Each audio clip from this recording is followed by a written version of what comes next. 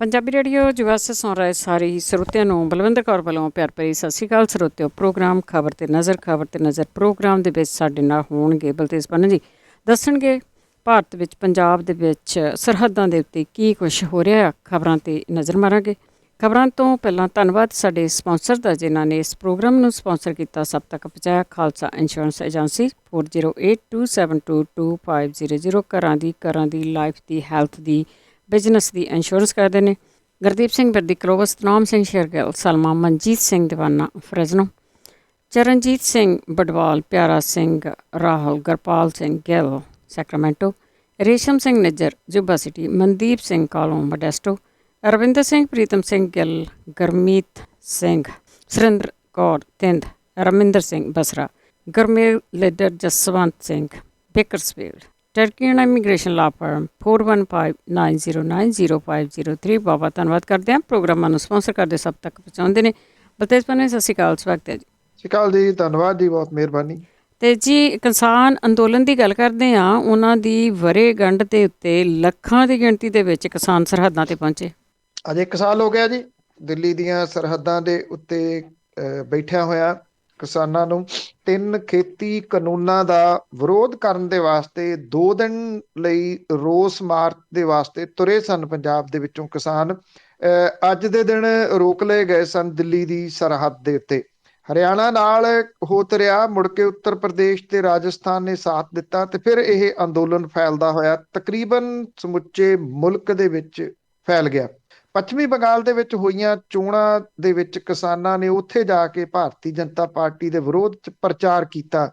ਉੱਤਰ ਪ੍ਰਦੇਸ਼ ਦੇ ਵਿੱਚ ਹੋ ਰਹੀਆਂ ਮਹਾਂ ਪੰਚਾਇਤਾਂ ਨੇ ਭਾਰਤੀ ਜਨਤਾ ਪਾਰਟੀ ਨੂੰ ਫਿਕਰਮੰਦੀ ਦੇ ਵਿੱਚ ਪਾ ਦਿੱਤਾ ਵੀ ਜੇ ਉੱਤਰ ਪ੍ਰਦੇਸ਼ ਹਾਰ ਗਏ ਤੇ ਦਿੱਲੀ ਸਾਡੇ ਹੱਥੋਂ ਜਾਂਦਾ ਲੱਗੂਗਾ। ਅਚਾਨਕ ਫਿਰ 19 ਤਰੀਕ ਨੂੰ ਇਸੇ ਮਹੀਨੇ ਦੀ ਪ੍ਰਧਾਨ ਮੰਤਰੀ ਹੋਰਾਂ ਨੇ ਇਹ ਐਲਾਨ ਕਰ ਦਿੱਤਾ ਕਿ 3 ਖੇਤੀ ਕਾਨੂੰਨ ਵਾਪਸ ਲਏ ਜਾ ਰਹੇ ਆ। ਅਜੇ ਕਿਸਾਨ ਬੈਠੇ ਆ, ਇਸ ਕਰਕੇ ਬੈਠੇ ਆ ਕਿ ਜਿਹੜਾ ਪਾਰਲੀਮੈਂਟ ਦਾ ਸੈਸ਼ਨ ਸ਼ੁਰੂ ਹੋਵੇ ਉਹਦੇ ਵਿੱਚ ਇਹ 3 ਖੇਤੀ ਕਾਨੂੰਨ ਰੱਦ ਕੀਤੇ ਜਾਣ। ਇਹ ਲਿਸਟ ਦੇ ਉੱਤੇ ਹੈਗੇ ਆ। 29 ਤਰੀਕ ਨੂੰ ਲੋਕ ਸਭਾ ਦੇ ਵਿੱਚ ਇਹ ਬਿੱਲ ਆ ਰਿਹਾ ਇਹਨਾਂ 3 ਖੇਤੀ ਕਾਨੂੰਨਾਂ ਨੂੰ ਰੱਦ ਕਰਨ ਦਾ, ਤੇ ਉਸ ਤੋਂ ਬਾਅਦ ਫਿਰ ਆ ਰਿਹਾ ਇਹ ਰਾਜ ਸਭਾ ਦੇ ਵਿੱਚ, ਫਿਰ ਰਾਸ਼ਟਰਪਤੀ ਦੇ ਕੋਲੇ ਜਾਊਗਾ। 1 ਸਾਲ ਅੱਜ ਪੂਰਾ ਹੋ ਗਿਆ। 1 ਸਾਲ ਜਿਹੜਾ ਉਹ ਮਨਾਉਣ ਦੇ ਵਾਸਤੇ ਤੇ ਖੇਤੀ ਕਾਨੂੰਨਾਂ ਨੂੰ ਵਾਪਸ ਲੈਣ ਦੀ ਜਿੱਤ ਮਨਾਉਣ ਦੇ ਵਾਸਤੇ ਬਹੁਤ ਵੱਡੀ ਗਿਣਤੀ ਦੇ ਵਿੱਚ ਕਿਸਾਨ ਸਰਹੱਦਾਂ ਦੇ ਉੱਤੇ ਪਹੁੰਚ ਰਹੇ ਆ। ਇਹ ਕੱਲ ਦੇ ਜਾਰੀ ਨੇ ਕਾਫਲਿਆਂ ਦੇ ਰੂਪ ਦੇ ਵਿੱਚ ਜਿਹੜੀਆਂ ਟ੍ਰੇਨਾਂ ਜਾਂਦੀਆਂ ਨੇ ਪੰਜਾਬ ਦੇ ਵਿੱਚੋਂ ਟਿੱਕਰੀ ਵਾਲੀ ਸਾਈਡ ਦੇ ਉੱਤੇ, ਉਹ ਫੁੱਲ ਜਾ ਰਹੀਆਂ ਨੇ। ਫਿਰੋਜ਼ਪੁਰ ਤੋਂ ਚੱਲਦੀ ਗੱਡੀ ਦੇ ਵਿੱਚ ਤਿਲ ਸੁੱਟਣ ਨੂੰ ਕੱਲ ਥਾਂ ਨਹੀਂ ਸੀ। ਬਠਿੰਡੇ ਤੋਂ ਚੱਲਦੀ ਟ੍ਰੇਨ ਦੇ ਹਾਲਾਤ ਇਹ ਹੋ ਗਏ ਕਿ ਜਿਹੜੀਆਂ ਰਿਜ਼ਰਵ ਸੀਟਾਂ ਸੀ ਉਹ ਖਾਲੀ ਕਰਾਉਣੀਆਂ ਪਈਆਂ ਰੇਲਵੇ ਪੁਲਿਸ ਨੂੰ ਆ ਕੇ, ਕਿਉਂਕਿ ਪੂਰੀ ਦੀ ਪੂਰੀ ਟ੍ਰੇਨ ਭਰ ਗਈ ਕਿਸਾਨਾਂ ਦੇ ਨਾਲ। ਔਰਤਾਂ, ਬੱਚੇ, ਬਜ਼ੁਰਗ, ਨੌਜਵਾਨ ਬਹੁਤ ਵੱਡੀ ਗਿਣਤੀ ਦੇ ਵਿੱਚ ਪਹੁੰਚ ਰਹੇ ਨੇ। ਟ੍ਰੇਨਾਂ ਤੇ ਨਹੀਂ, ਬਾਕੀ ਸਾਧਨਾਂ ਦੇ ਰਾਹੀਂ ਵੀ। ਟਰੈਕਟਰਾਂ ਨੇ ਵਹੀਰਾਂ ਘੱਤੀਆਂ ਹੋਈਆਂ ਨੇ ਦਿੱਲੀ ਵੱਲ ਨੂੰ। ਇਸ ਵਾਰੀ ਜਾਂਦੇ ਆ, ਫਰਕ ਹੈ। 1 ਸਾਲ ਪਹਿਲਾਂ ਜਦੋਂ ਜਾ ਰਹੇ ਸੀ ਫਿਕਰਮੰਦੀ ਸੀ, ਲੋਕਾਂ ਨੂੰ ਇਹ ਲੱਗਦਾ ਸੀ ਕਿਵੇਂ ਬਹਿਣਗੇ ਉੱਥੇ ਜਾ ਕੇ। ਕਈ ਜਾਂਦੇ ਨੇ 6 ਮਹੀਨੇ ਦਾ ਰਾਸ਼ਨ ਲੈ ਕੇ ਚੱਲੇ ਆ, 6 ਦਿਨ ਵੀ ਕੱਟਣੇ ਔਖੇ ਆ ਹਾਈਵੇ ਦੇ ਉੱਤੇ, ਪਰ ਉੱਥੇ ਹੀ ਆਪਣੇ ਘਰ ਬਣਾ ਲਏ, ਟਿਕ ਗਏ। 1 ਸਾਲ ਪੂਰਾ ਹੋ ਗਿਆ ਤੇ ਇਸ ਸਿਰੜ ਨੇ, ਇਸ ਸਿਦਕ ਨੇ ਉਹਨਾਂ ਨੂੰ ਇਹ ਅੰਦੋਲਨ ਲਗਭਗ ਇਸ ਵੇਲੇ ਜਿੱਤ ਦਿੱਤਾ ਹੈ। ਪਰ ਇਸ ਜਿੱਤ ਦੇ ਜਸ਼ਨ ਕੋਈ ਬਹੁਤ ਵੱਡੇ ਰੂਪ ਦੇ ਵਿੱਚ ਕਿਸਾਨਾਂ ਨੇ ਇਸ ਕਰਕੇ ਨਹੀਂ ਅਜੇ ਮਨਾਏ ਕਿ ਇਹ ਪਹਿਲਾਂ ਬਿੱਲ ਪਾਰਲੀਮੈਂਟ ਦੇ ਵਿੱਚੋਂ ਵਾਪਸ ਹੋ ਜਾਣ ਤੇ ਖਾਸ ਤੌਰ ਦੇ ਉੱਤੇ ਨਾਲ MSP ਦੇ ਕਾਨੂੰਨ ਦੇ ਬਾਰੇ ਦੇ ਵਿੱਚ ਸਰਕਾਰ ਐਲਾਨ ਕਰੇ। ਅੱਜ ਸਭ ਤੋਂ ਵੱਡਾ ਸਮਾਗਮ ਟਿੱਕਰੀ ਸਰਹੱਦ ਦੇ ਉੱਤੇ ਹੋ ਰਿਹਾ। 7 ਕਿੱਲਿਆਂ ਦੇ ਵਿੱਚ ਪੰਡਾਲ ਬਣਾਇਆ ਗਿਆ। ਸੰਯੁਕਤ ਕਿਸਾਨ ਮੋਰਚੇ ਦੇ ਲਗਭਗ ਸਾਰੇ ਆਗੂ ਅੱਜ ਟਿੱਕਰੀ ਦੇ ਵਿੱਚ ਜਾ ਕੇ 1 ਸਾਲ ਪੂਰਾ ਹੋਣ ਦੇ ਉੱਤੇ ਕਿਸਾਨਾਂ ਨੂੰ ਸੰਬੋਧਿਤ ਕਰਨਗੇ। ਜੀ, ਅੱਗੇ ਗੱਲ ਕਰਦੇ ਹਾਂ। 4.5 ਸਾਲ ਬਾਅਦ ਪਟਿਆਲੇ ਦੇ ਵਿੱਚ ਕੈਪਟਨ ਅਮਰਿੰਦਰ ਸਿੰਘ ਆਏ ਆ। ਨਿਗਮ ਦੇ ਆਫਿਸ ਵੀ ਨਹੀਂ ਪਹੁੰਚ ਸਕੇ ਤੇ ਤੁਰ ਕੇ ਹੀ ਜਾਣਾ ਪਿਆ ਉਹਨਾਂ ਨੂੰ। ਦੇਖੋ, ਸਮਾਂ ਬਹੁਤ ਬਲਵਾਨ ਹੈ। ਸਮਾਂ ਬਹੁਤ ਬਲਵਾਨ ਹੈ। ਇਹ ਕਿਸੇ ਵੇਲੇ ਵੀ ਪਟਕਣੀ ਦੇ ਦਿੰਦਾ।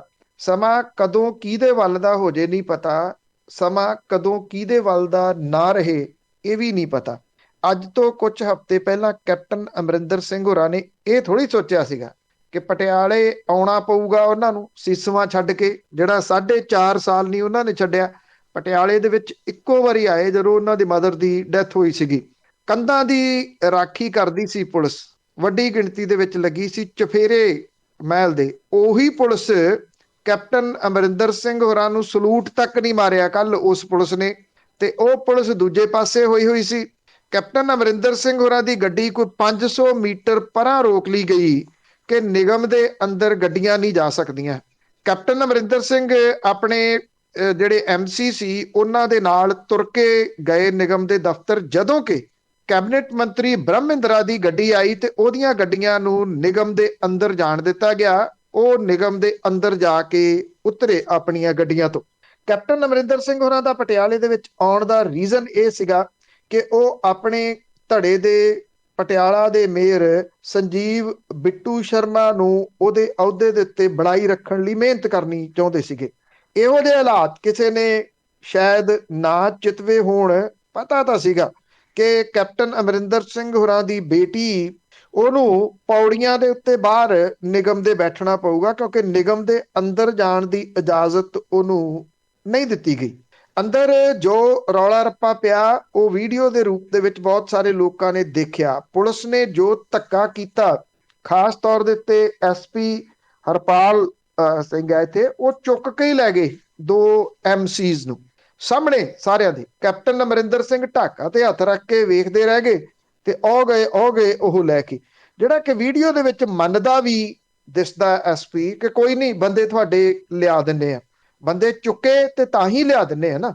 ਇਹੋ ਜਿਹਾ ਧੱਕਾ ਇਹ ਲੋਕ ਕਰਾਉਂਦੇ ਰਹੇ ਆ, ਸਦਾ ਕਰਾਉਂਦੇ ਰਹੇ ਆ। ਕੈਪਟਨ ਅਮਰਿੰਦਰ ਸਿੰਘ ਹੋਰੀ ਜਿਹੜੀਆਂ ਨਿਗਮ ਦੀਆਂ ਚੋਣਾਂ, ਮਿਊਨਿਸਪਲ ਚੋਣਾਂ, ਪੰਚਾਇਤ ਚੋਣਾਂ ਜਿੱਤਣੀਆਂ ਤਾਂ ਹੈ ਹੀ ਨਹੀਂ, ਇਹਨਾਂ ਨੇ ਲੁੱਟਣੀਆਂ ਜਾਰੀ ਰੱਖੀਆਂ ਹੋਈਆਂ ਨੇ। ਤੇ ਇਹ ਉਹਨਾਂ ਦੇ ਸਾਹਮਣੇ ਉਹਨਾਂ ਦੇ ਧੜੇ ਦੀ ਹੁੰਦੀ ਲੁੱਟ ਵੀ ਕੈਪਟਨ ਅਮਰਿੰਦਰ ਸਿੰਘ ਹੋਰਾਂ ਨੇ ਸਾਹਮਣੇ ਦੇਖ ਲਈ। ਸ਼ਾਇਦ ਉਹਨਾਂ ਨੂੰ ਇਹ ਯਕੀਨ ਸੀਗਾ ਕਿ ਅਜੇ ਵੀ ਉਹਨਾਂ ਦੀ ਤੂਤੀ ਬੋਲਦੀ ਆ, ਜਦੋਂ ਉਹ ਸਾਹਮਣੇ ਚਲੇ ਗਏ ਕਿਹਨੇ ਬੋਲਣਾ। ਨਹੀਂ ਹੋਇਆ ਇਸ ਤਰ੍ਹਾਂ ਦਾ ਕੁਝ। ਹਾਲਾਂਕਿ ਇਹ ਅਜੇ ਕਾਨੂੰਨੀ ਲੜਾਈ ਪਈ ਆ ਤੇ ਇਹ ਮੇਅਰ ਵਾਲਾ ਧੜਾ ਹਾਈ ਕੋਰਟ ਦੇ ਵਿੱਚ ਜਾਣ ਦੇ ਵਾਸਤੇ ਤਿਆਰ ਆ। 32 ਵੋਟ ਚਾਹੀਦੇ ਸੀ ਮੇਅਰ ਨੂੰ, 25 ਮਿਲੇ, ਜਦੋਂ ਕਿ ਦੂਜਿਆਂ ਨੂੰ ਜਿਹੜੇ ਉਹ 36 ਕੌਂਸਲਰ ਮਿਲੇ। ਇਹ ਟੈਕਨੀਕਲ ਤੌਰ ਦੇ ਉੱਤੇ ਕਿਹਾ ਜਾ ਰਿਹਾ ਹੈ ਕਿ 2/3 ਉਹਨਾਂ ਨੂੰ ਵੀ ਨਹੀਂ ਮਿਲੇ। ਇਸ ਕਰਕੇ ਅਦਾਲਤ ਦੇ ਵਿੱਚੋਂ ਉਹਨਾਂ ਨੂੰ ਕੁਝ ਦੂਜੇ ਧੜੇ ਨੂੰ ਰਾਹਤ ਮਿਲ ਸਕਦੀ ਹੈ, ਕੁਝ ਵੀ ਹੋਵੇ। ਇਹ ਉਤਰਾਈ ਸੀ ਕੈਪਟਨ ਅਮਰਿੰਦਰ ਸਿੰਘ ਹੋਰਾਂ ਦੀ ਇੱਕ ਕਿਸਮ ਦੇ ਨਾਲ। ਜਿਨ੍ਹਾਂ ਲੋਕਾਂ ਦੇ ਰਾਜ ਦੇ ਵਿੱਚ ਬੇਅਦਬੀਆਂ ਹੋਈਆਂ ਉਹ ਤਰਲੇ ਲੈਂਦੇ ਫਿਰਦੇ ਆ ਕਿ ਸੱਤਾ ਉਹਨਾਂ ਦੇ ਹੱਥਾਂ 'ਚ ਆ ਜੇ, ਤੇ ਜਿਨ੍ਹਾਂ ਨੇ ਉਹਨਾਂ ਬੇਅਦਬੀਆਂ ਦਾ ਹੱਲ ਕਰਨ ਦੇ ਵਾਸਤੇ ਗੁਟਕੇ ਦੀ ਸਹੁੰ ਖਾਧੀ, ਅੱਜ ਉਹ ਢਾਕਾਂ ਤੇ ਹੱਥ ਧਰ ਕੇ ਖੜੇ ਇਹ ਵੇਖ ਰਹੇ ਆ ਕਿ ਉਹਨਾਂ ਦੇ ਹੱਥੋਂ ਸਾਰੀ ਪਾਵਰ ਚਲੀ ਗਈ ਹੋਈ ਹੈ। ਬਿਲਕੁਲ ਜੀ ਬਿਲਕੁਲ, ਸ਼ਾਇਦ ਇਹਨਾਂ ਨੂੰ ਚੇਤਾ ਵੀ ਨਹੀਂ ਸੀ ਇਸ ਤਰ੍ਹਾਂ ਹੋਣਾ ਆ। ਤੇ ਅੱਗੇ ਗੱਲ ਕਰਦੇ ਹੈਗੇ ਆ ਵੀ ਕਿਹੜੀ ਗੱਲ ਦੀ ਖੋਜ ਹੋ ਰਹੀ ਆ ਈਡੀ ਵੱਲੋਂ। ਕਦੀ ਫਾਸਟਵੇ ਤੇ ਛਾਪੇ, ਕਦੀ ਬੱਸਾਂ ਵਾਲਿਆਂ ਤੇ ਛਾਪੇ। ਦੇਖੋ, ਇਹ ਛਾਪੇਮਾਰੀ ਚੱਲ ਰਹੀ ਆ। ਪਹਿਲਾਂ ਮਨਪ੍ਰੀਤ ਸਿੰਘ ਇਆਲੀ ਦੇ ਘਰੇ ਇਨਕਮ ਟੈਕਸ ਡਿਪਾਰਟਮੈਂਟ ਦੀ 36 ਘੰਟੇ ਦੀ ਛਾਣਬੀਣ ਹੋਈ।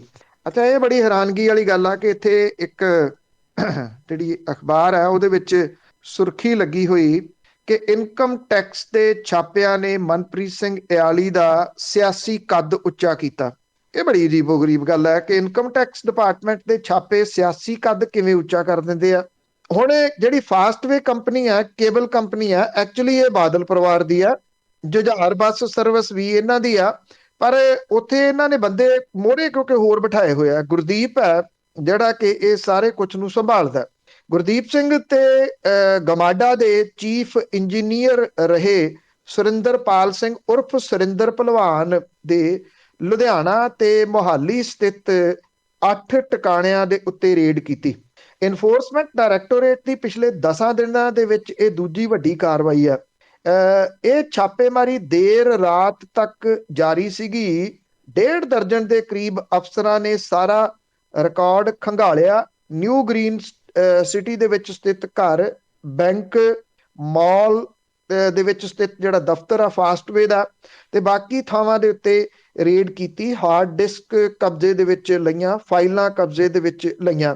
ਸੁਰਿੰਦਰ ਭਲਵਾਨ ਤੇ ਉਹਦਾ ਜੀਜਾ ਤਰਨਦੀਪ ਸੰਘਾ ਤੇ ਏਕ ਓਂਕਾਰ ਦੇ ਮਾਲਕ ਗੁਰਮੇਸ਼ ਸਿੰਘ ਗਿੱਲ ਤੇ ਮੋਹਿਤ ਦੇ ਟਿਕਾਣਿਆਂ ਦੇ ਉੱਤੇ ਵੀ ਛਾਪੇਮਾਰੀ ਕੀਤੀ ਗਈ।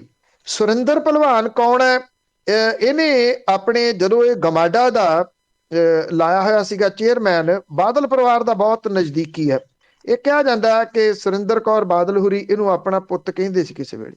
ਇਹਨੇ ਆਪਣੇ ਅਹੁਦੇ ਦੀ ਦੁਰਵਰਤੋਂ ਕਰਦਿਆਂ 1200 ਕਰੋੜ ਰੁਪਏ ਦੀ ਜਾਇਦਾਦ ਬਣਾਈ। ਇਹ ਪੈਸਾ ਰਿਸ਼ਤੇਦਾਰਾਂ ਦੀਆਂ ਫਰਮਾਂ ਦੇ ਵਿੱਚ ਇਨਵੈਸਟ ਇਹਨੇ ਕੀਤਾ।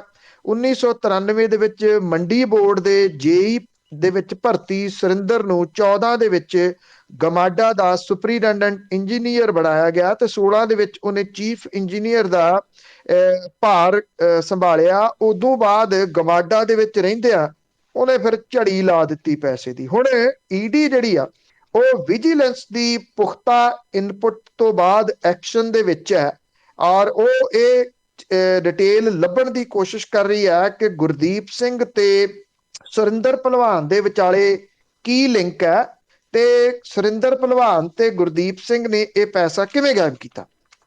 ਜੀ, ਬੜੇ ਤਰੀਕੇ ਇਹਨਾਂ ਨੂੰ ਗਾਇਬ ਕਰਨ ਦੇ। ਅੱਗੇ ਫਿਰੋਜ਼ਪੁਰ ਜ਼ਿਲ੍ਹੇ ਦੀ ਗੱਲ ਕਰੀਏ ਤਾਂ ਮੁੱਖ ਮੰਤਰੀ ਚੰਨੀ ਦਾ ਜ਼ਬਰਦਸਤ ਵਿਰੋਧ, ਸਾਰੇ ਪ੍ਰੋਗਰਾਮ ਰੱਦ ਕਰਨੇ ਪਏ। ਦੇਖੋ, ਬੇਸ਼ੱਕ ਚਰਨਜੀਤ ਸਿੰਘ ਚੰਨੀ ਹੋਰੀ ਥਾਂ ਥਾਂ ਦੇ ਉੱਤੇ ਉਹਨਾਂ ਦੇ ਹੋਰਡਿੰਗਸ ਤਾਂ ਲੱਗੇ ਆ ਕਿ ਘਰ ਘਰ ਦੇ ਵਿੱਚ ਚੱਲੀ ਗੱਲ, ਚੰਨੀ ਕਰਦਾ ਮਸਲੇ ਹੱਲ। ਮਸਲੇ ਤਾਂ ਹੱਲ ਨਹੀਂ ਹੋ ਰਹੇ, ਇਹ ਰਿਐਲਿਟੀ ਆ। ਐਲਾਨ ਹੋ ਰਹੇ ਆ, ਸਿਰਫ ਐਲਾਨ ਕੀਤੇ ਜਾ ਰਹੇ ਆ। ਐਲਾਨਾਂ ਨੂੰ ਫੈਸਲੇ ਦੱਸਿਆ ਜਾ ਰਿਹਾ। ਫੈਸਲੇ ਤੇ ਐਲਾਨ ਦੇ ਵਿੱਚ ਬਹੁਤ ਵੱਡਾ ਫਰਕ ਹੈ। ਪੰਜਾਬੀ ਯੂਨੀਵਰਸਿਟੀ ਪਟਿਆਲਾ ਦੇ ਵਿੱਚ ਪਰਸੋਂ ਉਹ ਆਏ ਤੇ ਇਹ ਇੱਥੇ ਐਲਾਨ ਕਰ ਦਿੱਤਾ ਕਿ ਜਿਹੜਾ 150 ਕਰੋੜ ਰੁਪਏ ਦਾ ਕਰਜ਼ਾ ਹੈ ਯੂਨੀਵਰਸਿਟੀ ਸਿਰ, ਉਹ ਸਰਕਾਰ ਆਪਣੇ ਸਿਰ ਲੈ ਲੂਗੀ। ਇਹ ਐਲਾਨ ਕਰਕੇ ਗਏ ਤੇ ਅਗਲੇ ਦਿਨ ਕੱਲ ਦੀਆਂ ਜਿਹੜੀਆਂ ਅਖਬਾਰਾਂ ਸੀਗੀਆਂ ਉਹਦੇ ਵਿੱਚ ਫੁੱਲ ਸਫ਼ਿਆਂ ਦੇ ਇਸ਼ਤਿਹਾਰ ਲੱਗੇ ਹੋਏ ਸੀ ਕਿ ਚਰਨਜੀਤ ਸਿੰਘ ਚੰਨੀ ਹੋਰਾਂ ਨੇ ਪੰਜਾਬੀ ਯੂਨੀਵਰਸਿਟੀ ਪਟਿਆਲਾ ਦਾ ਕਰਜ਼ਾ ਮਾਫ ਕਰ ਦਿੱਤਾ। ਇਹ ਫੁੱਲ ਪੇਜ ਦਾ ਇਸ਼ਤਿਹਾਰ ਸੀਗਾ। ਦੇਖੋ, ਕਰਜ਼ਾ ਮਾਫ ਕਰਨ ਦੇ ਵਾਸਤੇ ਇੱਕ ਪ੍ਰਕਿਰਿਆ ਹੈ। ਐਲਾਨ ਕਰ ਸਕਦੇ ਆ ਮੁੱਖ ਮੰਤਰੀ, ਉਹਨਾਂ ਕੋਲੇ ਅਥਾਰਟੀ ਆ, ਪਰ ਉਹਦੇ ਵਾਸਤੇ ਉਹ ਆਫਟਰ ਆਲ ਕਿਸੇ ਸਿਸਟਮ ਦੇ ਥਰੂ ਜਾਣਗੇ। ਇਹ ਤਾਂ ਹੈ ਨਹੀਂ ਗਾ ਕਿ ਇੱਥੇ ਮਿਡਲ ਈਸਟ ਵਰਗਾ ਰਾਜ ਆ ਜੀ, ਜੋ ਉਹਨਾਂ ਨੇ ਕਹਿਤਾ ਉਸ ਤਰੀਕੇ ਦੇ ਨਾਲ ਹੋ ਜਾਣਾ। ਇੱਕ ਪ੍ਰਕਿਰਿਆ ਹੈ, ਪ੍ਰਕਿਰਿਆ ਦਾ ਜ਼ਿਕਰ ਕੋਈ ਨਹੀਂ ਕਰ ਰਿਹਾ। ਐਲਾਨਾਂ ਨੂੰ ਪ੍ਰਮੋਟ ਕੀਤਾ ਜਾ ਰਿਹਾ। ਬੜੇ ਵੱਡੇ ਹੋਰਡਿੰਗਸ ਲੱਗੇ ਆ ਕਿ 36,000 ਕੱਚੇ ਕਾਮੇ ਪੱਕੇ ਕਰਤੇ। ਉਹ ਕਿਹੜੇ ਨੇ ਇਹ ਨਹੀਂ ਪਤਾ। ਇਹ ਕੱਚੇ ਕਾਮਿਆਂ ਨੇ ਈਟੀਟੀ ਟੈਟ ਪਾਸ ਜਿਹੜੇ ਸੀਗੇ ਜੀ ਬੇਰੁਜ਼ਗਾਰ, ਉਹਨਾਂ ਨੇ ਜ਼ਬਰਦਸਤ ਵਿਰੋਧ ਕੀਤਾ ਮੁੱਖ ਮੰਤਰੀ ਚਰਨਜੀਤ ਸਿੰਘ ਚੰਨੀ ਹੋਰਾਂ ਦਾ। ਇਹ ਵੈਸੇ ਜਿਹੜੀ ਇਹਨਾਂ ਦੀ ਬੇਰੁਜ਼ਗਾਰਾਂ ਦੀ ਤੇ ਕੱਚੇ ਕਾਮਿਆਂ ਦੀ ਜਿਹੜਾ ਅਚਾਨਕ ਮਾਰਿਆ ਗਿਆ ਛਾਪਾ ਸੀਗਾ, ਉਹਨੇ ਤੋਂ ਭਚੱਕੀ ਰਹਿ ਗਈ ਪੁਲਿਸ। ਕਿਉਂਕਿ ਪੁਲਿਸ ਤੇ ਚਰਨਜੀਤ ਸਿੰਘ ਚੰਨੀ ਹੋਰਾਂ ਨੂੰ ਇਹ ਲੱਗਦਾ ਕਿ ਜਿਹੜੇ ਹੋਰਡਿੰਗਸ ਤੇ ਨਾਅਰੇ ਨੇ ਉਹਦੇ ਨਾਲ ਪੰਜਾਬ ਦਾ ਹਰ ਵਰਗ ਖੁਸ਼ ਹੋ ਗਿਆ ਆ ਤੇ ਉਹਨਾਂ ਨੂੰ ਕੋਈ ਹੈ ਹੀ ਨਹੀਂ। ਪਰ ਉਹਨਾਂ ਨੂੰ ਇਹ ਸਰਜੀਕਲ ਸਟ੍ਰਾਈਕ ਦਾ ਚੇਤਾ ਵੀ ਨਹੀਂ ਸੀਗਾ। ਐਸਾ ਜ਼ੋਰਦਾਰ ਵਿਰੋਧ ਕੀਤਾ ਗਿਆ ਚਰਨਜੀਤ ਸਿੰਘ ਚੰਨੀ ਹੋਰਾਂ ਦਾ ਕਿ ਉਹਨਾਂ ਨੂੰ ਆਪਣੇ ਪ੍ਰੋਗਰਾਮ ਵੀ ਰੱਦ ਕਰਨੇ ਪਏ। ਗੁਰੂ ਹਰਸਾਏ ਦੇ ਵਿੱਚ 4 ਪ੍ਰੋਜੈਕਟਾਂ ਦੇ ਨੀਂਹ ਪੱਥਰ ਰੱਖਣੇ ਸੀ, ਇੱਕ ਦਾ ਉਦਘਾਟਨ ਕਰਨਾ ਸੀ। ਹੈਲੀਕਾਪਟਰ ਤੋਂ 40 ਮਿੰਟ ਦੀ ਦੇਰੀ ਦੇ ਨਾਲ ਉਹ ਪਹੁੰਚੇ, ਜਨਤਾ ਨੂੰ ਸੰਬੋਧਨ ਕਰਨ ਲੱਗੇ ਤੇ ਜਨਤਾ ਦੇ ਵਿੱਚ ਬੈਠੇ ਇਹ ਜਿਹੜੇ ਸੀ ਉਹਨਾਂ ਨੇ ਵਿਰੋਧ ਕਰਨਾ ਸ਼ੁਰੂ ਕਰਤਾ। ਚੰਨੀ ਗੋ ਬੈਕ, ਕੱਚੇ ਕਰਮਚਾਰੀਆਂ ਨੂੰ ਪੱਕਾ ਕਰੋ। ਨਾਰੇ ਏਡੇ ਜ਼ੋਰਦਾਰ ਤਰੀਕੇ ਦੇ ਨਾਲ ਲੱਗੇ ਕਿ ਚਰਨਜੀਤ ਸਿੰਘ ਚੰਨੀ ਹੋਰਾਂ ਨੂੰ ਭਾਸ਼ਣ ਵਿੱਚੇ ਬੰਦ ਕਰਨਾ ਪੈ ਗਿਆ।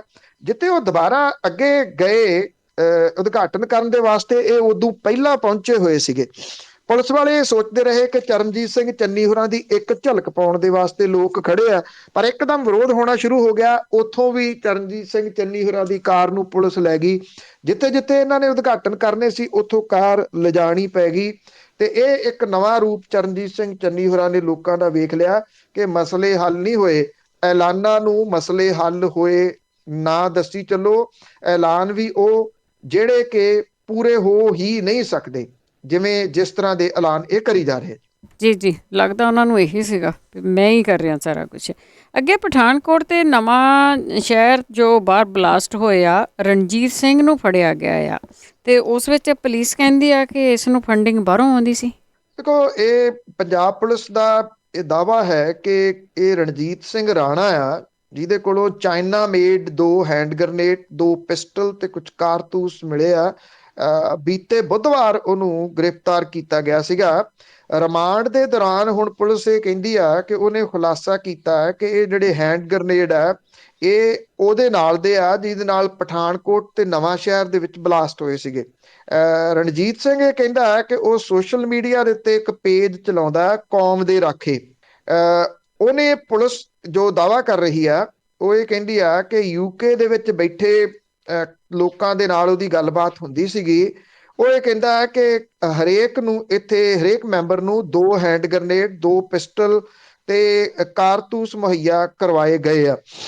ਪੁਲਿਸ ਇਹ ਵੀ ਦੱਸਦੀ ਆ ਕਿ ਪਠਾਨਕੋਟ ਤੇ ਨਵਾਂ ਸ਼ਹਿਰ ਦੇ ਵਿੱਚ ਜਿਹੜੇ ਲੋਕਾਂ ਨੇ ਗ੍ਰਨੇਡ ਦੇ ਨਾਲ ਬਲਾਸਟ ਕੀਤੇ ਸੀਗੇ, ਉਹਨਾਂ ਦੇ ਕੋਲੇ ਅਜੇ ਵੀ ਗ੍ਰਨੇਡ ਪਏ ਨੇ, ਇੱਕ ਇੱਕ ਉਹਨਾਂ ਦੇ ਕੋਲੇ ਗ੍ਰਨੇਡ ਪਿਆ, ਜਿਹਦੇ ਕਰਕੇ 135 ਗਜ਼ਟਡ ਆਫਿਸਰਾਂ ਨੂੰ ਅਜਿਹੀਆਂ ਗਤੀਵਿਧੀਆਂ ਰੋਕਣ ਦੇ ਵਾਸਤੇ ਨਾਈਟ ਪੈਟਰੋਲਿੰਗ ਦੇ ਉੱਤੇ ਤਾਇਨਾਤ ਕੀਤਾ ਗਿਆ।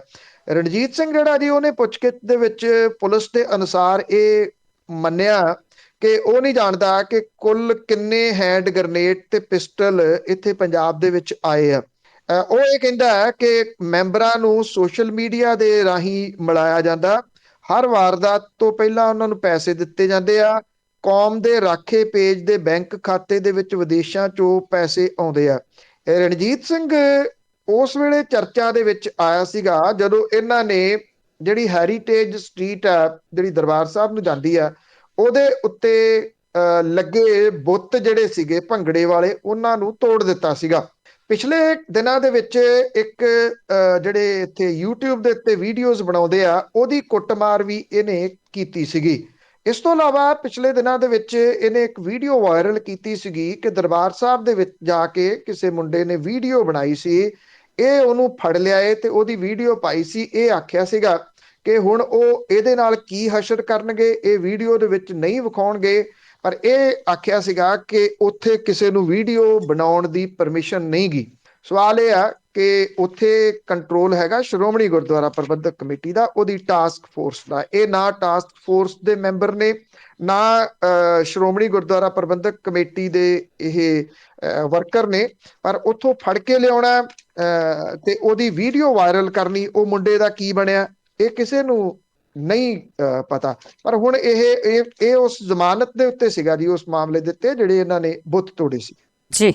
ਤੇ ਨਵਜੋਤ ਸਿੱਧੂ ਬਾਰ-ਬਾਰ ਆਪਣੀ ਹੀ ਸਰਕਾਰ ਦੇ ਉੱਤੇ ਹਮਲੇ ਬੋਲ ਰਿਹਾ, ਇੱਕ ਵਾਰੀ ਫਿਰ ਹਮਲਾ। ਦੇਖੋ, ਜਿੰਨੀ ਦੇਰ ਤੱਕ ਨਵਜੋਤ ਸਿੰਘ ਸਿੱਧੂ ਹੋਰੀ ਬੈਠੇ ਆ, ਮੇਰਾ ਖਿਆਲ ਵਿਰੋਧੀ ਧਿਰਾਂ ਨੂੰ ਬਹੁਤਾ ਕੁਝ ਕਰਨ ਦੀ ਜ਼ਰੂਰਤ ਨਹੀਂ ਗੀ। ਸ਼ਾਇਦ ਇਸੇ ਕਰਕੇ ਇੱਕ ਸਟ੍ਰੈਟਜੀ ਦੇ ਤਹਿਤ ਅਰਵਿੰਦ ਕੇਜਰੀਵਾਲ ਹੋਰੀ ਤੇ ਆਮ ਆਦਮੀ ਪਾਰਟੀ ਨਵਜੋਤ ਸਿੰਘ ਸਿੱਧੂ ਹੋਰਾਂ ਦੇ ਉੱਤੇ ਫਲੈਕਸੀਬਲ ਆ ਤੇ ਉਹਨਾਂ ਨੂੰ ਇਹ ਕਹਿੰਦੀ ਆ ਕਿ ਜੀ ਉਹ ਬਹੁਤ ਵਧੀਆ ਰੋਲ ਨਿਭਾ ਰਹੇ ਆ। ਉਹਨਾਂ ਨੂੰ ਪਤਾ ਹੈ ਕਿ ਉਹ ਚਰਨਜੀਤ ਸਿੰਘ ਚੰਨੀ ਹੋਰਾਂ ਦੇ ਖਿਲਾਫ ਬੋਲਦੇ ਰਹਿਣਗੇ।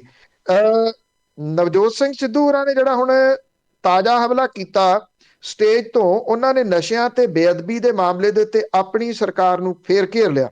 ਮੋਗੇ ਦੇ ਵਿੱਚ ਜੱਸਾ ਸਿੰਘ ਰਾਮਗੜੀਆ ਤੇ ਮਹਾਰਾਜਾ ਅਗਰਸੈਨ ਦੇ ਜਿਹੜੇ ਸੀਗੇ ਸਮਾਗਮ ਦੇ ਮੌਕੇ ਦੇ ਉੱਤੇ ਉਹਨਾਂ ਨੇ ਬਾਦਲਾਂ ਦੇ ਉੱਤੇ ਤੇ ਆਮ ਆਦਮੀ ਪਾਰਟੀ ਦੇ ਅਰਵਿੰਦ ਕੇਜਰੀਵਾਲ ਦੇ ਉੱਤੇ ਵੀ ਤਿੱਖੇ ਹਮਲੇ ਕੀਤੇ, ਪਰ ਜ਼ਿਆਦਾ ਹਮਲੇ ਉਹਨਾਂ ਦੇ ਰਹੇ ਚਰਨਜੀਤ ਸਿੰਘ ਚੰਨੀ ਹੋਰਾਂ ਦੀ ਸਰਕਾਰ ਦੇ ਉੱਤੇ। ਇਹ ਕਿਹਾ ਕਿ ਬੇਅਦਬੀ ਦੇ ਦੋਸ਼ੀ ਸ਼ਰੇਆਮ ਘੁੰਮ ਰਹੇ ਨੇ, ਜੇ ਉਹਨਾਂ ਨੂੰ ਗ੍ਰਿਫਤਾਰ ਨਾ ਕੀਤਾ ਗਿਆ, ਜਿਹੜੀ ਨਸ਼ਿਆਂ ਦੀ ਰਿਪੋਰਟ STF ਨੇ ਬਣਾਈ ਆ ਉਹ ਜਨਤਕ ਨਾ ਕੀਤੀ ਗਈ ਤਾਂ ਉਹ ਮਰਨ ਵਰਤ ਦੇ ਉੱਤੇ ਬੈਠ ਜਾਣਗੇ। ਇਹ ਵੀ ਕਿਹਾ ਕਿ ਮਾਵਾਂ ਦੇ ਪੁੱਤ ਤੇ ਭੈਣਾਂ ਦੇ ਭਰਾ ਮੌਤ ਦੇ ਮੂੰਹ ਦੇ ਵਿੱਚ ਚਲੇ ਗਏ, ਨਸ਼ਿਆਂ ਕਰਕੇ ਸੂਬੇ ਦੀ ਜਵਾਨੀ ਬਰਬਾਦ ਹੋ ਗਈ, ਬੇਰੁਜ਼ਗਾਰ ਨੌਜਵਾਨ ਵਿਦੇਸ਼ਾਂ ਵੱਲ ਨੂੰ ਜਾ ਰਹੇ ਨੇ।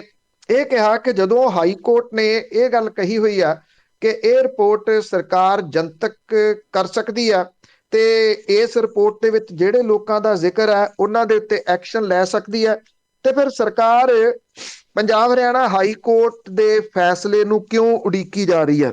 ਉਹਨਾਂ ਆਖਿਆ ਕਿ ਸਰਕਾਰ ਇਹ ਰਿਪੋਰਟ ਜਨਤਕ ਕਰ ਦੇਵੇ ਤੇ ਜਨਤਕ ਕਰਕੇ ਜਿਨ੍ਹਾਂ ਲੋਕਾਂ ਦੇ ਨਾਮ STF ਦੇ ਚੀਫ ਨੇ ਇਸ ਰਿਪੋਰਟ ਦੇ ਵਿੱਚ ਆਖੇ ਆ, ਉਹਨਾਂ ਦੇ ਉੱਤੇ ਐਕਸ਼ਨ ਲਵੇ। ਉਹਨਾਂ ਨੇ ਇਹ ਵੀ ਗੱਲ ਕਹੀ ਕਿ ਕੇਬਲ ਮਾਫੀਏ ਦੇ ਬਾਰੇ ਦੇ ਵਿੱਚ ਉਹਨਾਂ ਨੇ ਕੈਪਟਨ ਅਮਰਿੰਦਰ ਸਿੰਘ ਹੋਰਾਂ ਨੂੰ ਸਰਕਾਰ ਬਣਨ ਸਾਰ ਆਖਿਆ ਸੀਗਾ, ਇਹ ਕਿਹਾ ਸੀਗਾ ਕਿ ਇਹ ਤੇ ਨੱਥ ਪਾਓ, ਇੱਕ ਸਰਕਾਰ ਦੀ ਇਹਦੇ ਨਾਲ ਆਮਦਨ ਵੱਧ ਸਕਦੀ ਹੈ। ਇਹ ਕਿਹਾ ਕਿ ਕੈਪਟਨ ਅਮਰਿੰਦਰ ਸਿੰਘ ਹੋਰਾਂ ਨੇ ਉਹਨਾਂ ਦੀ ਗੱਲ ਨਹੀਂ ਸੁਣੀ ਤੇ ਇਸ ਕੇਬਲ ਮਾਫੀਏ ਨੂੰ ਨੱਥ ਨਹੀਂ ਪਾਈ ਜਾ ਸਕੀ। ਹੁਣ ਕਿਉਂਕਿ ਪੰਜਾਬ ਹਰਿਆਣਾ ਹਾਈ ਕੋਰਟ ਦੇ ਵਿੱਚ ਤਾਂ ਸੁਣਵਾਈ ਹੈਗੀ ਡਰੱਗ ਵਾਲੇ ਮਾਮਲੇ ਦੀ, ਇਹ ਜਿਹੜਾ ਦਬਾਅ ਉਹਨਾਂ ਨੇ ਪਾ ਲਿਆ ਕਿ ਇਹ ਸਰਕਾਰ ਇਹਨੂੰ ਜਨਤਕ ਕਰੇ। ਸਰਕਾਰ ਜਨਤਕ ਕਰਦੀ ਆ ਜਾਂ ਨਹੀਂ ਇਹ ਨਹੀਂ ਅਜੇ ਪਤਾ, ਪਰ ਇੰਨਾ ਜ਼ਰੂਰ ਆ ਕਿ ਨਵਜੋਤ ਸਿੰਘ ਸਿੱਧੂ ਹੋਰਾਂ ਨੇ ਇਹ ਇੱਕ ਵੱਡਾ ਹਮਲਾ ਆਪਣੀ ਸਰਕਾਰ ਦੇ ਉੱਤੇ ਕਰ ਦਿੱਤਾ ਜੀ। ਤੇ ਅਗਲੀ ਗੱਲ, ਅਕਾਲੀ ਦਲ ਦੇ ਜਿਹੜਾ ਦੋਹਰਾ ਸੰਵਿਧਾਨ ਆ ਉਸ ਦੀ ਸੁਣਵਾਈ 25 ਫਰਵਰੀ ਨੂੰ ਪਊਗੀ, ਕਿ ਉਦੋਂ ਇਸ ਤੇ ਜਿਹੜੀ ਸੁਣਵਾਈ ਹੋਣੀ ਆ ਕੁਛ ਹੋਊਗਾ? ਦੇਖੋ ਉਦੋਂ ਕੀ ਹੁੰਦਾ ਇਹ ਨਹੀਂ ਪਤਾ। ਜਿਹੜੇ ਇੱਥੋਂ ਹੁਸ਼ਿਆਰਪੁਰ ਦੇ ਹੈਗੇ ਨੇ ਜੀ ਬਜ਼ੁਰਗ ਆਗੂ ਬਲਵੰਤ ਸਿੰਘ ਖੇੜਾ, ਉਹਦੇ ਵੱਲੋਂ ਇਹ ਵਰ੍ਹਿਆਂ ਪਹਿਲਾਂ ਕੇਸ ਕੀਤਾ ਗਿਆ ਸੀਗਾ, ਔਰ ਉਹਦਾ ਦੋਸ਼ ਇਹ ਆ ਕਿ ਅਕਾਲੀ ਦਲ ਨੇ ਦੋ ਸੰਵਿਧਾਨ ਰੱਖੇ ਹੋਏ ਆ। ਜਦੋਂ ਤਾਂ ਸ਼੍ਰੋਮਣੀ ਗੁਰਦੁਆਰਾ ਪ੍ਰਬੰਧਕ ਕਮੇਟੀ ਜਾਂ ਦਿੱਲੀ ਸਿੱਖ ਗੁਰਦੁਆਰਾ ਮੈਨੇਜਮੈਂਟ ਕਮੇਟੀ ਦੀਆਂ ਚੋਣਾਂ ਹੁੰਦੀਆਂ ਨੇ ਤੇ ਉਹ ਸੰਵਿਧਾਨ ਲਾ ਦਿੰਦਾ ਹੈ ਕਿ ਅਸੀਂ ਇੱਕ ਧਾਰਮਿਕ ਪਾਰਟੀ ਹਾਂ, ਤੇ ਜਦੋਂ ਦੂਜੀਆਂ ਚੋਣਾਂ ਹੋਣੀਆਂ ਹੁੰਦੀਆਂ ਨੇ ਪੋਲੀਟੀਕਲ, ਤੇ ਉਦੋਂ ਸੰਵਿਧਾਨ ਲਾਉਂਦੇ ਆ ਕਿ ਅਸੀਂ ਇੱਕ ਧਰਮ ਨਿਰਪੱਖ ਪਾਰਟੀ ਹਾਂ। ਅਕਾਲੀ ਦਲ ਬਾਦਲ ਨੇ ਇਹਨੂੰ ਟਾਲਣ ਦੇ ਵਾਸਤੇ ਹਰ ਸੰਭਵ ਅਸੰਭਵ ਕੋਸ਼ਿਸ਼ ਕੀਤੀ ਹੈ, ਹਾਈ ਕੋਰਟ ਤੱਕ ਪਹੁੰਚ ਕੀਤੀ, ਹਾਈ ਕੋਰਟ ਤੋਂ ਕੁਝ ਨਹੀਂ ਉਹਨਾਂ ਨੂੰ ਮਿਲਿਆ, ਪਰ ਡਿਲੇ ਕਰਨ ਦੇ ਵਿੱਚ ਉਹ ਸਫਲ ਜ਼ਰੂਰ ਰਿਹਾ। ਬਲਵੰਤ ਸਿੰਘ ਖੇੜਾ ਹੋਰੀ ਇੱਕ ਬਜ਼ੁਰਗ ਆਗੂ ਨੇ, 80 ਸਾਲ ਦੇ ਨੇ, ਸ਼ਾਇਦ ਕਿਤੇ ਨਾ ਕਿਤੇ ਅਕਾਲੀ ਦਲ ਬਾਦਲ ਇਹ ਸਮਝਦਾ ਕਿ ਕਿੰਨੀ ਕੁ ਦੇਰ ਉਹ ਸਰਵਾਈਵ ਕਰਨਗੇ, ਉਦੋਂ ਬਾਅਦ ਇਸ ਮਾਮਲੇ ਦੇ ਉੱਤੇ ਬਹੁਤਾ ਕੁਝ ਹੋ ਨਹੀਂ ਸਕਣਾ। ਅਦਾਲਤ ਦੇ ਵਿੱਚ ਉਹ ਡਿਲੇ ਕਰਾਉਣ ਦੇ ਵਿੱਚ ਸਫਲ ਹੋ ਰਹੇ ਆ। ਜਿਹੜੇ ਹੁਸ਼ਿਆਰਪੁਰ ਦੀ ਅਦਾਲਤ ਹੈ ਉਹਨੇ ਹੁਣ ਇਹਦੀ ਸੁਣਵਾਈ 25 ਫਰਵਰੀ 2022 ਜਿਹੜੀ ਆ ਉਹ ਸੈੱਟ ਕੀਤੀ ਆ। ਹਾਈ ਕੋਰਟ ਦੇ ਬੈਂਚ ਦੇ ਸਾਹਮਣੇ ਮਾਮਲਾ ਸੁਣਵਾਈ ਲਈ ਆਇਆ। ਇਹਦੇ ਦੌਰਾਨ ਖੇੜਾ ਦੇ ਵਕੀਲ ਨੇ ਗੱਲ ਕਹੀ ਕਿ ਵਿਧਾਨ ਸਭਾ ਚੋਣਾਂ ਜੋ ਕਿਸੇ ਵੇਲੇ ਵੀ ਸੰਭਵ ਨੇ, ਉਹਦੇ ਮੱਦੇਨਜ਼ਰ ਮਾਮਲੇ ਦੀ ਸੁਣਵਾਈ ਬਿਨਾਂ ਕਿਸੇ ਦੇਰੀ ਦੇ ਕੀਤੀ ਜਾਵੇ। ਪਰ ਅਦਾਲਤ ਨੇ ਇਹਨੂੰ ਬਹੁਤਾ ਕੁਝ ਜਿਹੜਾ ਜੀ ਉਹ ਨਹੀਂ ਸੁਣਿਆ। ਖੇੜਾ ਦੇ ਵਕੀਲ ਨੇ ਅਦਾਲਤ ਨੂੰ ਇਹ ਕਿਹਾ ਕਿ 2004 ਤੋਂ ਇਹ ਮਾਮਲਾ ਚੱਲ ਰਿਹਾ, 2021 ਆ ਗਈ, ਇੰਨਾ ਲੰਬਾ ਸਮਾਂ ਇਸ ਮਾਮਲੇ ਨੂੰ ਚੱਲਦਿਆਂ ਹੋ ਗਿਆ, ਇਹਦੀ ਸੁਣਵਾਈ ਜਿਹੜੀ ਆ ਉਹ ਤੁਰੰਤ ਹੋਣੀ ਚਾਹੀਦੀ ਹੈ। ਪਰ ਅਜਿਹਾ ਤੁਰੰਤ ਹੋਣ ਵਾਲੀ ਗੱਲ ਮੰਨੀ ਨਹੀਂ ਗਈ। ਇਹ ਕਿਹਾ ਕਿ ਅਦਾਲਤ ਦੇ ਕੋਲੇ ਸਾਰਾ ਰਿਕਾਰਡ ਮੌਜੂਦ ਹੈ, ਇਹਦੇ ਬਾਵਜੂਦ ਇਹ ਕੇਸ ਲਟਕਦਾ ਤੁਰਿਆ ਆ ਰਿਹਾ ਤੇ ਪਟੀਸ਼ਨਰ ਬਜ਼ੁਰਗ ਦੀ ਅਵਸਥਾ ਨੂੰ ਵੇਖਦਿਆਂ ਇਹ ਕੇਸ ਦੀ ਸੁਣਵਾਈ ਤੁਰੰਤ ਕੀਤੀ ਜਾਵੇ। 25 ਫਰਵਰੀ 2022 ਨੂੰ ਇਹ ਸੁਣਵਾਈ ਨਿਸ਼ਚਿਤ ਕੀਤੀ ਗਈ ਹੈ। ਅਗਲੇ ਵਰ੍ਹੇ ਦੇ ਵਿੱਚ ਸੁਣਵਾਈ ਹੋਊਗੀ, ਉਦੋਂ ਤੱਕ ਪੰਜਾਬ ਦੇ ਵਿੱਚ ਵੋਟਾਂ ਪੈ ਚੁੱਕੀਆਂ ਹੋਣਗੀਆਂ। ਇਹ ਤਸੱਲੀ ਵਾਲੀ ਗੱਲ ਕਹੀ ਜਾ ਸਕਦੀ ਆ ਅਕਾਲੀ ਦਲ ਬਾਦਲ ਦੇ ਵਾਸਤੇ। ਉਹਨਾਂ ਨੂੰ ਘੱਟੋ ਘੱਟ ਹੁਣ ਇਸ ਗੱਲ ਦੀ ਉਮੀਦ ਹੈ, ਬਲਕਿ ਉਹ ਇਸ ਗੱਲੋਂ ਹੁਣ ਸੁਰਖਰੂ ਹੋਣਗੇ ਕਿ ਵਿਧਾਨ ਸਭਾ ਦੀਆਂ ਚੋਣਾਂ ਦੇ ਦੌਰਾਨ ਅਦਾਲਤ ਦੇ ਕਿਸੇ ਸੰਭਾਵੀ ਫੈਸਲੇ ਦਾ ਉਹਨਾਂ ਦੇ ਉੱਤੇ ਅਸਰ ਨਹੀਂ ਪਊਗਾ। ਉਦੋਂ ਬਾਅਦ ਵੇਖੀ ਜਾਊਗੀ ਕਿ ਕਹਾਣੀ ਕਿੱਧਰ ਨੂੰ ਜਾਂਦੀ ਹੈ। ਇਹ ਅਦਾਲਤੀ ਕੰਮਕਾਰ ਨੇ, ਅਦਾਲਤਾਂ ਨੂੰ ਕਿਵੇਂ ਟਰਕਾਉਣਾ ਹੈ, ਕਿਵੇਂ ਉਹਨਾਂ ਨੂੰ ਮੂਰਖ ਬਣਾਉਣਾ ਹੈ, ਇਹ ਸਿਆਸੀ ਲੋਕ ਬਹੁਤ ਚੰਗੀ ਤਰ੍ਹਾਂ ਜਾਣਦੇ ਆ। ਸਪੈਸ਼ਲੀ ਜੀ ਜਿਹੜੀ ਪਾਰਟੀ ਦਾ ਤੁਸੀਂ ਨਾਂ ਲਿਆ ਉਹ ਤਾਂ ਬਹੁਤ ਚੰਗੀ ਤਰ੍ਹਾਂ ਜਾਣਦੇ ਆ। ਤੇ ਅਖੀਰ ਦੇ ਵਿੱਚ ਗੱਲ ਕਰਦੇ ਹਾਂ ਕੇਜਰੀਵਾਲ ਦੀਆਂ ਪੰਜਾਬ ਦੇ ਵਿੱਚ ਵੱਧ ਰਹੀਆਂ ਸਰਗਰਮੀਆਂ ਆ ਤੇ ਉਸ ਦਾ ਜੋ ਵੀ ਬਿਆਨ ਦਿੱਤਾ ਜਾ ਰਿਹਾ ਸਰਕਾਰ, ਹੁਣ ਜਿਹੜੀ ਕਾਂਗਰਸ ਸਰਕਾਰ ਆ ਉਹਦੇ ਵੱਲੋਂ ਸੁਨੀਲ ਜਾਖੜ ਨੂੰ ਮਨਾਉਣ ਦੇ ਯਤਨ। ਅਰਵਿੰਦ ਕੇਜਰੀਵਾਲ ਭਲਕੇ ਫੇਰ ਆ ਰਹੇ ਆ ਚੰਡੀਗੜ੍ਹ ਦੇ ਵਿੱਚ, ਤੇ ਉਹ ਜਿਹੜੇ ਟੀਚਰ ਧਰਨੇ ਤੇ ਬੈਠੇ ਆ ਉਹਨਾਂ ਦੇ ਕੋਲੇ ਜਾਣਗੇ। ਜਿਹੜੇ ਟੈਂਕੀ ਦੇ ਉੱਤੇ ਚੜੇ ਹੋਏ ਟੀਚਰ ਨੇ ਉਹਨਾਂ ਨੂੰ ਉਹ ਮਿਲਣਗੇ, ਉਹਨਾਂ ਨੂੰ ਮਿਲਣ ਦੇ ਵਾਸਤੇ ਉਹ ਟੈਂਕੀ ਦੇ ਉੱਤੇ ਚੜਨਗੇ। ਅਰਵਿੰਦ ਕੇਜਰੀਵਾਲ ਦੀਆਂ ਵਧੀਆਂ ਫੇਰੀਆਂ ਨੇ ਕਾਂਗਰਸ ਦੀਆਂ ਚਿੰਤਾਵਾਂ ਵਧਾ ਦਿੱਤੀਆਂ ਨੇ। ਉਹਨਾਂ ਨੂੰ ਇਹ ਲੱਗਦਾ ਹੈ ਕਿ ਜਿਹੜਾ ਉਹਨਾਂ ਦਾ ਇੱਕ ਖਾਸ ਵੋਟ ਬੈਂਕ ਹੈ, ਜਿਹੜਾ ਹਿੰਦੂ ਵੋਟ ਬੈਂਕ ਹੈ, ਉਹ ਉਹਨਾਂ ਤੋਂ ਦੂਰ ਜਾ ਸਕਦਾ, ਜਿਹਦੇ ਕਰਕੇ ਇਸ ਵੇਲੇ ਜਿਹੜੇ ਸੁਨੀਲ ਜਾਖੜ ਨੇ ਉਹਨਾਂ ਨੂੰ ਮਨਾਇਆ ਜਾ ਰਿਹਾ। ਸੁਨੀਲ ਜਾਖੜ ਨਾਰਾਜ਼ ਚੱਲ ਰਹੇ ਆ। ਉਹਨਾਂ ਦੀ ਨਾਰਾਜ਼ਗੀ ਦਾ ਕਾਰਨ ਇਹ ਹੈ ਕਿ ਉਹਨਾਂ ਨੂੰ ਮੁੱਖ ਮੰਤਰੀ ਬਣਾਉਣ ਦੇ ਵਾਸਤੇ ਆਖਿਆ ਗਿਆ ਸੀ ਹਾਈ ਕਮਾਂਡ ਦੇ ਵੱਲੋਂ, ਪਰ ਬਣਾਇਆ ਨਹੀਂ ਗਿਆ।